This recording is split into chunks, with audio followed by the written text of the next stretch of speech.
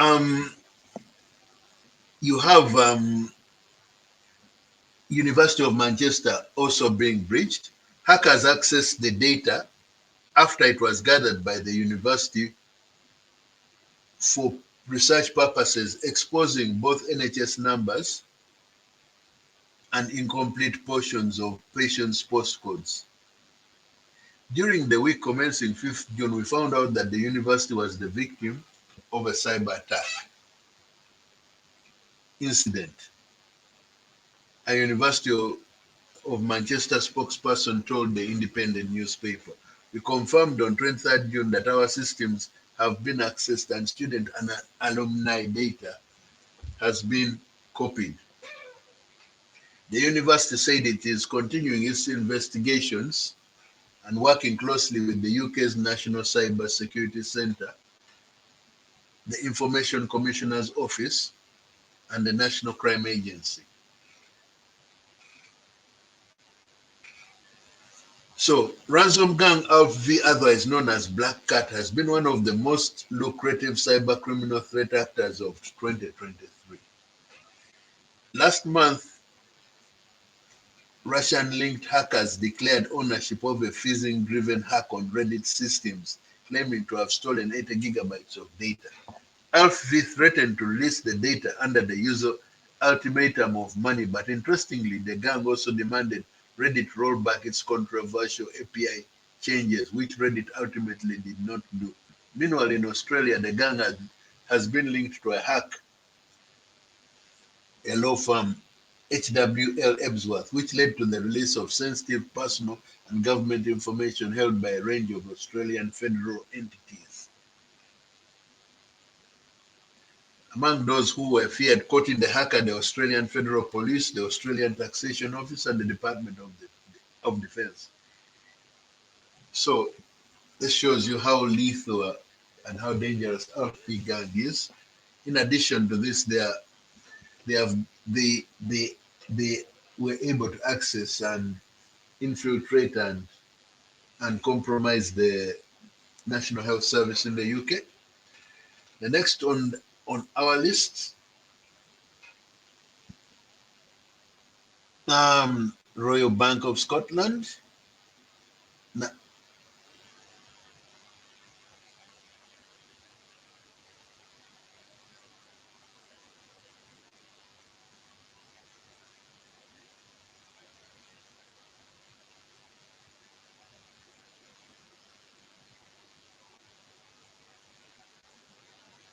give me a moment. Yep. This one, this issue is something to do with the very important because this is an ongoing case which can be used as an example of data privacy. And uh, confidentiality, integrity, and availability issues pertaining to um, a, a, a bank, a bank in the UK NatWest.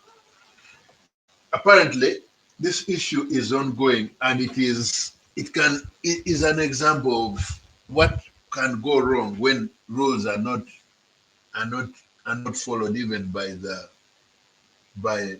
by by companies assumedly who would know better. So we saw a former Royal Bank of Scotland worker who blew the whistle on tax data protection practices at the bank, NatWest Bank, faces storing sensitive information under her bed indefinitely as a second regulator says it can't help her.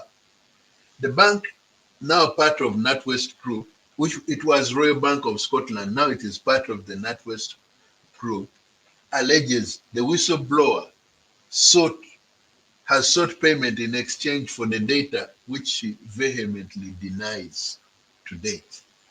The details of about 1,600 RBS customers remain in her home after a decade-long dispute gets no clearer resolution with the Financial Conduct Authority joining the Information Commissioner's office in turning down the whistleblower's call for help. This is amazing. Hmm? The former worker, who wishes to remain anonymous, has been fighting to get the bank to agree to the return of the paper-based customer files, which she had in her home when working remotely between 2006 and 2009. She wants a guarantee in writing. If any of the data is misused, there will be no repercussions on her, which she, which the bank has given verbally but not in writing. In 2006, the data was sent to the worker's home as part of a home working arrangement in breach of data protection rules. The worker was given the opportunity to work from home and on the bank's instructions used customer banking information to help her generate mortgage and loans business. Over 3 years, she received thousands of paper documents. After an investigation in 2012, the ICO slapped the bank's wrists over the arrangement and advised the former employee on the safe return of the customer files until 2021 when it ended its involvement in the dispute.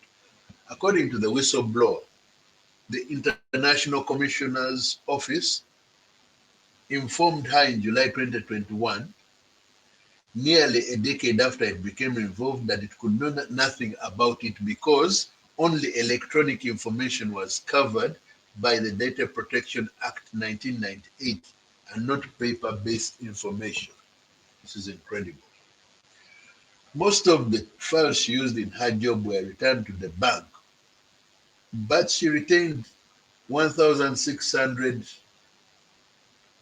customers' data as evidence for any legal proceedings of which the ICO was aware.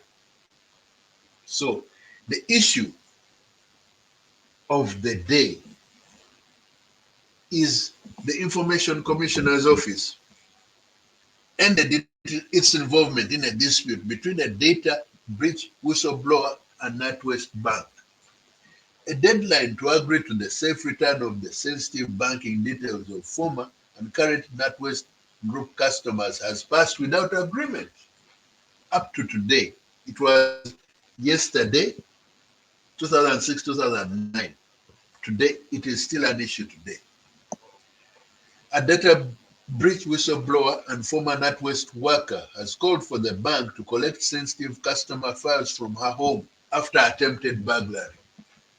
A data breach whistleblower said NatWest files under her bed contain current customer details, contrary to the bank's claims that it is historic information. You see, the bank is absolving itself of all responsibility, saying that it has no obligation to retrieve this customer data because it is it it is historic information. Maybe it is material for the museum, not for the bank of NatWest stature. Assumedly, that's what it looks like. The whistleblower calls for NatWest to pay the Information Commissioner's Office annual data controller fee. The personal details of 1,600 current and former NatWest customers remain under her bed. This is still the issue today. That's an amazing story. But these are the issues. So next on my list, or the next issue, is the AWS.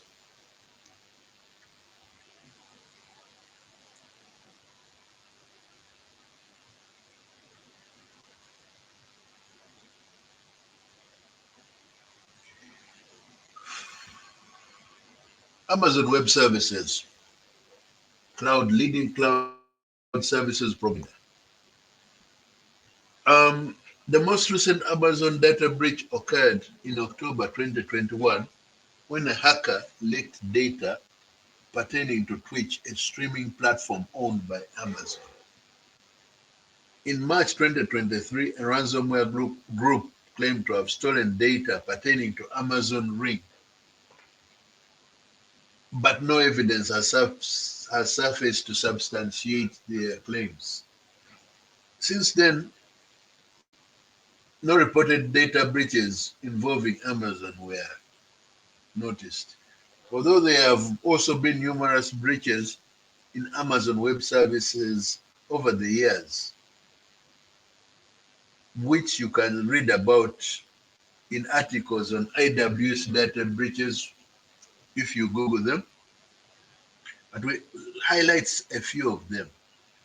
March 2023, ransomware group claims to possess Amazon Ring data. We have talked about this. June 2022, a former Amazon employee was convicted for Capital One breach. In June 2022, a former Amazon employee, Paige Thompson, was convicted for her role in the 2019 Capital One breach while working for Amazon Web Services. Thompson exploited her knowledge, her knowledge of cloud server vulnerabilities at Capital One and more than 30 other companies. All told, Thompson stole the personal information of over 100 million people, including names, dates of birth, and social security numbers. The defense portrayed Thompson as an ethical hacker, seeking to notify companies of vulnerabilities before bad actors could exploit them. The United States Department of Justice argued otherwise, noting that Thompson failed to notify the companies she breached, bragged about the incident on hacker forums under the alias Heretic, and profited from the breach by installing crypto mining software on many of the servers she hacked. As Assistant United States Attorney Andrew Friedman put it in his closing arguments, she wanted data, she wanted money, and she wanted to brag. After hours of deliberation, a Seattle jury found Thompson guilty of wire fraud as well as 5 counts of unauthorized access to a protected computer. And damaging a protected computer, the jury found her not guilty of access device fraud and aggravated identity theft. Capital One does not seem to have been free of responsibility for the incident, finding their security practices lacking. The Office of the Comptroller of Currency fined Capital One for $80 million, and the company paid an additional $190 million settlement in a class action lawsuit. October 6, 2021, there was a major data breach to Twitch, a streaming platform owned by Amazon. An unknown attacker posted 128 gigabytes of leaked files, including Twitch's source code, earnings numbers for streamers, and more. Though the attacker has not yet been identified, they stated an activist motive.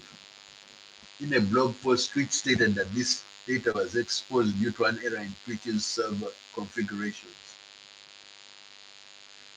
Um, July 2021, EU fined Amazon 746 million euros over GDPR violations. In July 2021, the Luxembourg National Commission for Data Protection issued 746 million euro fine to Amazon for allegedly violating the European Union's General Data Protection Regulation. According to the Commission, Amazon mishandled personal data in violation of the legal standards set by the GDPR. In response, Amazon asserted that they will appeal the fine, saying that it was without merit and that there had been no data breach. October 2020, customer email address leaked by malicious employees. For the second time in 2020, disgruntled Amazon employees released a number of Amazon customer email addresses to third parties voluntarily. The employees responsible for the insider breach were fired, while Amazon did directly email any customers that may have had their email addresses distributed to a third party. It isn't clear precisely how many customers were impacted by the incident. of breach of the customer confidential information. As you'll see, internal threats present a recurring problem at Amazon.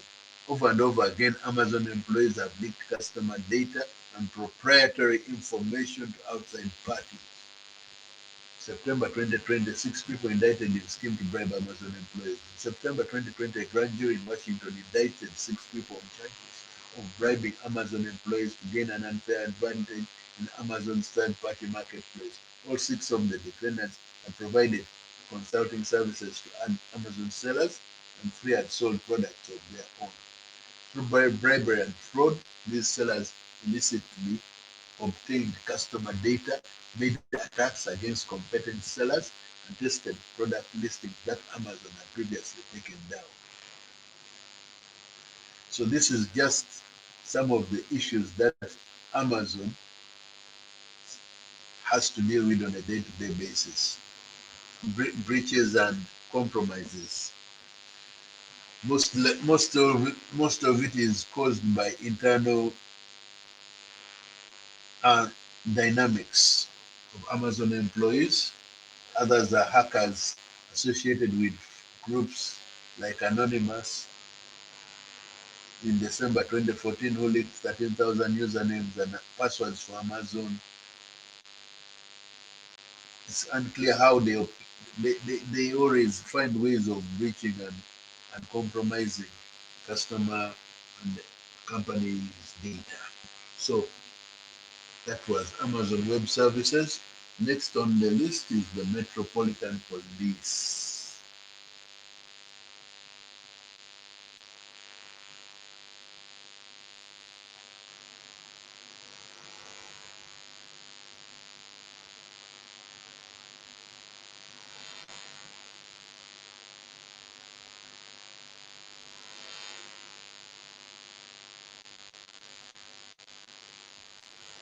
There was a breach of Metropolitan Police data,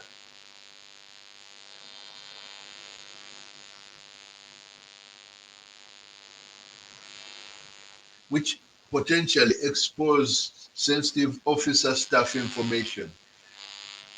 This this this this this compromise happened with the Met had outsourced some of its work to a third party vendor. So the breach assumedly happened from the premises of the third party third party company that the Metropolitan Police had outsourced to do some work. So identities of Metropolitan Police personnel were compromised, photos, personal details. So the Met Police this is a sensitive matter, and it is still being actively actively dealt with. Um, it doesn't. This shows that even the law enforcement agencies are not immune. They are also victims of hacking and and uh, and security breaches. So they may look secure from the outside, but they need they need to do more to to to secure their data. They are also vulnerable. Next, we had the HM Revenue and Customs.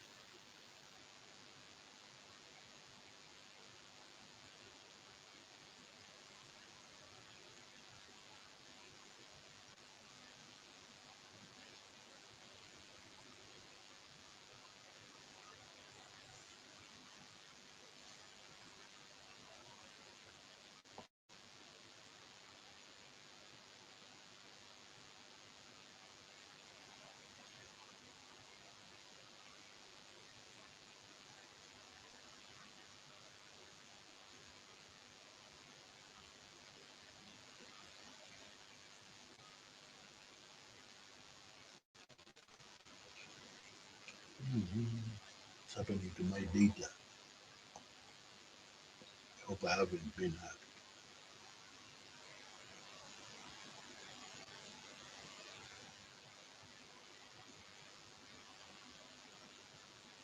Yeah, I'm going to combine the two, HM Revenue and Customs and Royal Mail. It was one. HM Revenue and Customs, WH Smith. Let me talk about WH Smith. I'll come back to HM Revenue and Customs. WH Smith was a target of a cyber attack in which company data was accessed illegally, including the personal details of current and former employees, the retailer revealed. The books and stationery chain said there was no impact on trading on its website and that customer accounts and customer database were on separate systems and unaffected by this incident. So their customer data and trading accounts were on a different systems, so they were not affected by this the data breach or cyber incident. The attacks just came under a year after a cyber attack on W.H. Smith's Funky Pigeon website forced it to stop taking orders for about a week. W.H. Smith said on Thursday it had immediately launched an investigation, engaged specialist support services, and implemented an incident response plans which they have in-house, included notifying the relevant authorities after the latest incident. This is what everyone is supposed to do. Immediately notify the relevant authorities after an incident. A cyber breach. W.H. Smith takes the issue of cyber security extremely seriously, and investigations into the incident are ongoing. They notified all affected colleagues and have put measures in place to support them, the company said. The retailer said it was trading strongly and would report its half-year financial results on 28th. In January 2023, Royal Mail was forced to ask customers to stop sending parcels and letters to overseas destinations after a cyber incident caused severe service disruption to international exports. And in December, the Guardian newspaper asked most staff to work from home after it was hit by a ransomware attack in which the personal data of UK staff members was accessed. According to a government of UK government report, last year, 2 in 5 UK businesses have reported cybersecurity breaches or attacks in the previous 12 months. In 2018, the government estimated the cybercrime costs the UK economy £28 billion a year. £28 billion a year. However, the scale of the problem is thought to be growing as business is increasingly carried out online, with organized criminal gangs and state actors involved in attacks. The increase in cybercrime aimed at individuals has been fueled in recent years by scams exploiting the pandemic. As a result of the pandemic, which COVID-19, which broke out, many people were forced to work from home and all commerce like shopping went online. So cyber criminals and cybercrime aimed at individuals increased as a result of shifting to their online shopping. So scams also multiplied to exploit this new state of affairs. Next,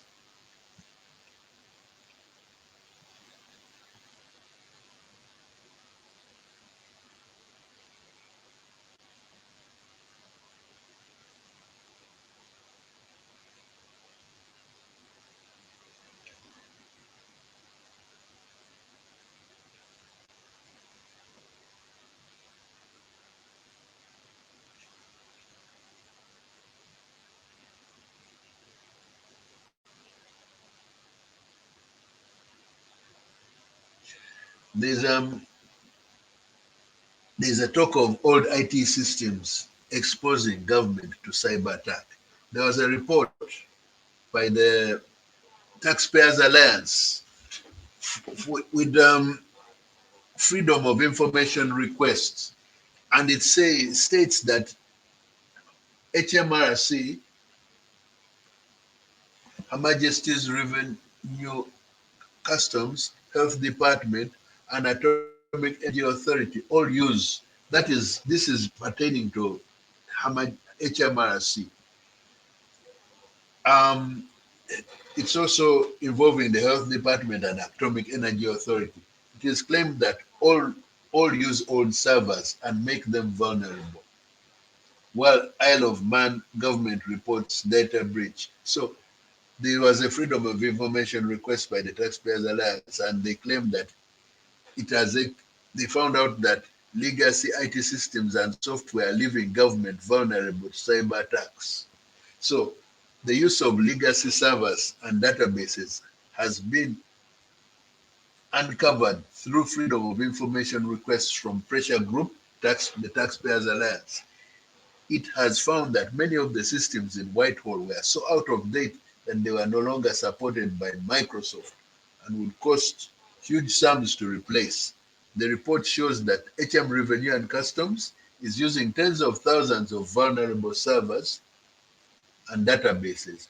Both the Department of Health and Social Care, DHC, DHSC, and UK Atomic Energy Authority also reported using outdated software as per a report published in The Guardian. The article quotes experts as saying that the use of old servers is far more widespread in Whitehall than the Freedom of Information reveal, that the many IT systems need specialized updates in order to keep data safe, with the cost likely to run into hundreds of millions of pounds. A former civil servant turned whistleblower who used to work on cybersecurity while in Whitehall told the Taxpayers Alliance the ongoing use of legacy systems in government is a disgrace and completely inexcusable. We move at such a slow pace and it seems only to get worse. The insecure bits of private sector like banks, heads would roll until all legacy systems were patched or replaced. This is true in the private sector. There's, there's no,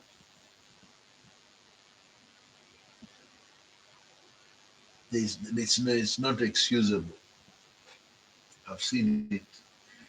These legacy systems mean the public simply cannot have confidence that government is protecting their personal data.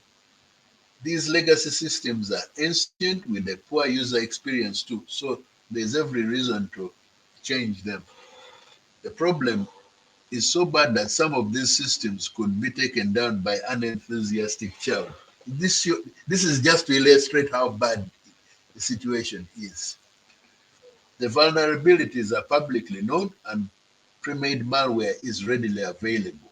It keeps one awake at night wondering at any moment a key HMRC system or hospital might get taken down because we have not got the most basic protections in place.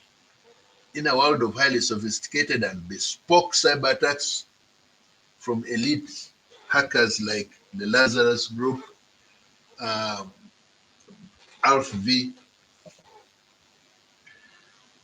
name it. The fact we are so insecure is terrifying. As taxpayers, we deserve better. The government should be brought in line with the private sector. On this note, this is the issue of the day, and it is still an issue today. So thank you very much for listening. I'll be back with more.